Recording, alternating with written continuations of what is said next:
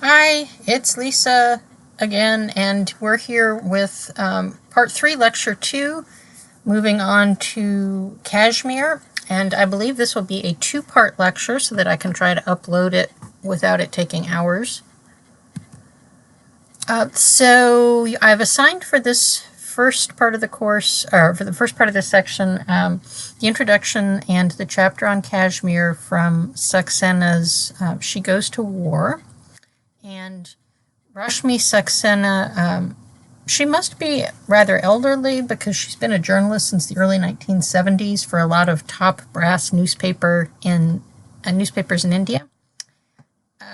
And I clipped this little quote from the book that I assigned, I think it's from the introduction, to demonstrate that her perspective is basically, I think, one of a difference feminist, right? She does seem to think that there's something essential about being a woman that makes one not inherently a killer, right? So she's saying that basically, the women who go to war are basically putting on a costume, but that they're really real women underneath that.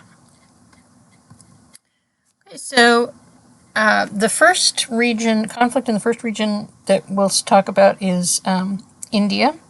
I'm sorry, the conflict in the first region of India that we'll talk about is in Jammu Kashmir. And this map was correct up until just 3 or 4 months ago when they've actually redrawn it. But given the fact that that what you read talks about this map, this is the one I'm going to show you, the older one.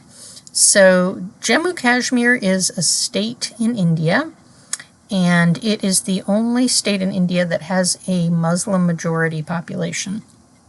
Right, most people in India are Hindu. So there are three main parts of Jammu Kashmir. The first being Jammu, which after the 1947 split between India and Pakistan, Jammu was majority Hindu. Then Kashmir is basically most of this brown area here, and it is predominantly Muslim. And then there's Ladakh, which is a sparsely populated mountain desert region, right? And there are various tribal groups that live there. So you'll see here the line of control, right, which sort of snakes around in a funny way. And this is the international border through Kashmir between Pakistan and India. And you can see that India got the larger chunk there. So we will talk more about the conflict between Pakistan and India in a second, but suffice to say now that Pakistan and India have gone to war over this territory 4 times. So back in the mid-1800s, Jammu Kashmir became one of many princely states, as they were called, in the British Raj, right? So the British colonized South Asia, right? They called it India, but it encompassed some of the other countries in South Asia now. And so the princely states were governed by monarchs who basically were glorified intermediaries between their subjects and then the British colonial administration. So in 1846, the British East India Company installed Gulab Singh, pictured here, a warrior from Jammu, as king of Jammu Kashmir. And it was sort of as a thank you for his prowess in battle and also for the gift of some nice Kashmiri scarves. So this king and then also his successors really lacked legitimacy to the citizens of this princely state. The only claim that he had to legitimacy was that the British had put him there, right, as king. Moreover, he was Hindu, as were his successors, and the majority of people in the region were Muslim. So resistance to the king escalated over time, and by the 1930s, it had turned into out-and-out street protests in which working-class women participated right there alongside the men, and in numerous instances, the troops opened fire on the demonstrators, killing mostly men, but some women. This was just one particular massacre, but these skirmishes lasted for some time. So 1947 was the year that India got its independence from Britain, and it split into Pakistan, which was supposed to be a homeland for the Muslims, and India, which is secular. So in 1947, the monarch in Kashmir stalled on making a decision as to whether he should join Pakistan or whether he should join India. Now remember, the population of the country was Muslim, which would make you think it would go with Pakistan, but the leader, of course, the leader's dynasty was Hindu. So it ended up that India and Pakistan fought over this state in 1947, and the UN Security Council even got involved. So the two countries ended up splitting Jammu Kashmir at the line of control. However, Pakistan has never renounced its claim to the entire territory. So what was supposed to happen, according to the UN, was that there was going to be a plebiscite and that Kashmiri citizens would hold a vote to decide which country they wanted to join, whether they wanted to be part of Pakistan or whether they wanted to be part of India. However, that was 1947, and this plebiscite has never happened. So at various points in time, probably in 1947, they would have joined Pakistan most likely. These days, I'm not entirely certain. I think the verdict is out. Definitely Kashmiris are overwhelmingly Muslim, but a lot of them have a variety of reasons to be hesitant about joining Pakistan. So some of them simply want independence or just greater autonomy for Kashmir. So at this time, the first few years of its independence in India, Jammu Kashmir, and here I'm talking about the part that's the Indian state, right, had a special legal status, and this special legal status gave it a greater degree of self-governance than the other states in India had. Right, so they had a little bit of autonomy within the greater framework of India. This didn't last long, and part of the reason was a politician, Sheikh Abdullah, and he was actually referred to as prime minister at the time, and he tampered with elections to make sure that his party won all 75 seats. As you can imagine, this didn't go over very well. He also implemented radical land reform. His slogan was "Land to the Tiller," and the beneficiaries of this were mostly Muslim, some low-caste Hindu, but this did not go over well with the Hindu oligarchy in Jammu, right, because it was primarily their land that was being redistributed. And so the latter angrily campaigned for India to basically rid Jammu Kashmir of its special status. So eventually Abdullah started talking about a secession of Jammu Kashmir from India. And you see where this is going. Abdullah was relieved of his duties in August of 1953 and put in jail, where he remained for most of the next 2 decades. So with Sheikh Abdullah safely in jail, the Indian federal government then commenced a program of integrating Jammu Kashmir into India.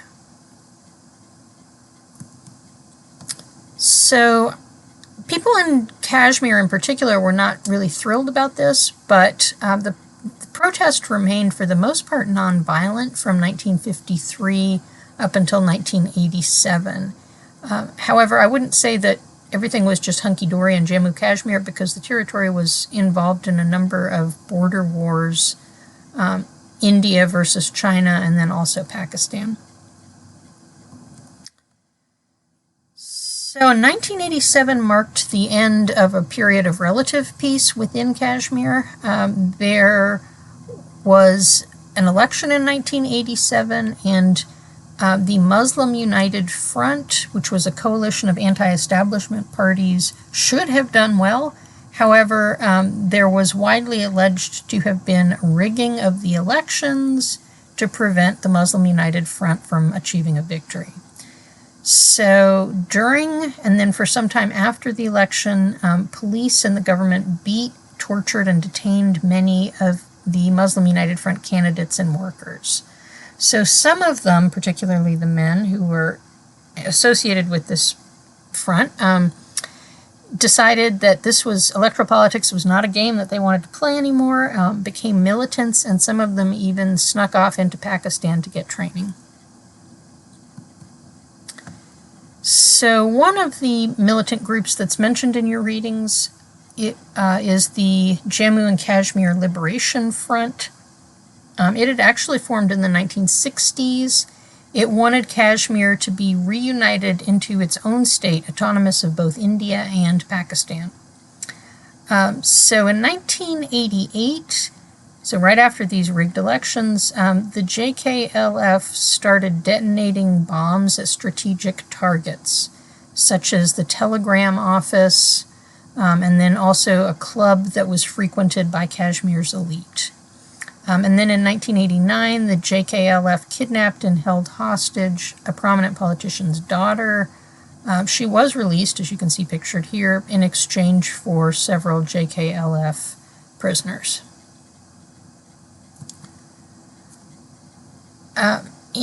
Starting in December of 1989 and then extending for several months into 1990, a bloodletting took place in Jammu that has since been called genocide, and I think that one could probably make the argument that it was. The victims were Hindu Pandits, and these are Kashmiri Hindus whose ancestors had lived for centuries in the Kashmir Valley. So at this point in time, those who weren't killed fled, and they left after several of the prominent Hindus were assassinated. Their properties were looted. There was mass killing of the Hindus. There was bullying of Hindu parents to let their daughters marry their Muslim sons. There was sexual violence. And so basically, for the most part, they up and left, became refugees.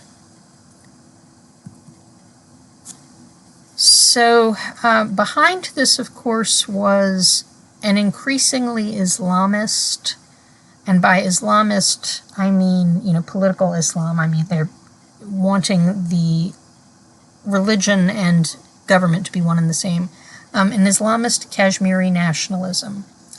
And, of course, this is the same time that the Taliban is gaining power not far away in Afghanistan, right? So it's along similar lines.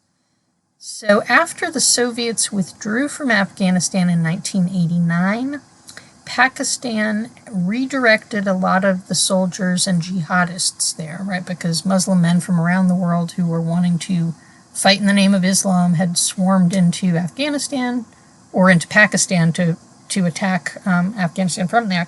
So instead, Pakistan said, well, we don't need to fight in Afghanistan anymore. Why don't you go on down to Kashmir? To liberate Kashmir. So these foreign fighters, in addition to the general rise of the Taliban just over the border in Afghanistan, intensified the militancy in Kashmir. And part of this militancy involved policing women's bodies. Now, this is actually a fairly harmless picture, right? But I did choose it because it shows that the Kashmiri girls at this point are putting on, schoolgirls are putting on headscarves, right, which they didn't necessarily before. So it seemed at this point like the various Kashmiri militant groups were in competition with each other in order to issue more and more restrictive rules on women's behavior, particularly what they did with their bodies, how they displayed their bodies, right? So in some cases, they barred women from public spaces. Other cases, they made them wear veils. They forbade abortion, which of course was legal in India. And they forbade women's sterilization, right? So enforcing the idea that women were to create baby Kashmiris. And sometimes they would enforce these edicts with terrorist tactics, such as throwing acid on women who walked without a veil, shooting at girls who were wearing blue jeans, and attacking beauty salons. So a plethora of militant groups rose, and by the mid-1990s, Hizb, I think is how you pronounce it, Hizb al-Mujahideen, replaced the JKLF as being the foremost rebel group in Kashmir. It had actually formed in 1989, and remember that the JKLF had wanted autonomy for Kashmir. So Pakistan decided it would support Hizb al-Mujahideen because it was in favor of Kashmir joining Pakistan. So Pakistan, behind the scenes, helped this militant group, Hizb, destabilize the JKLF. So the poor civilians of Kashmir, not only were they, basically subject to military occupation from India, but they were also pawns in power plays between these rival militant groups. So many of the men who were involved in some of the militant groups that kind of fizzled out actually ended up just defecting, becoming informants. And so at this point, I will stop the video here. There will be one more, and in the next one, I'll give you your assignment for the discussion board.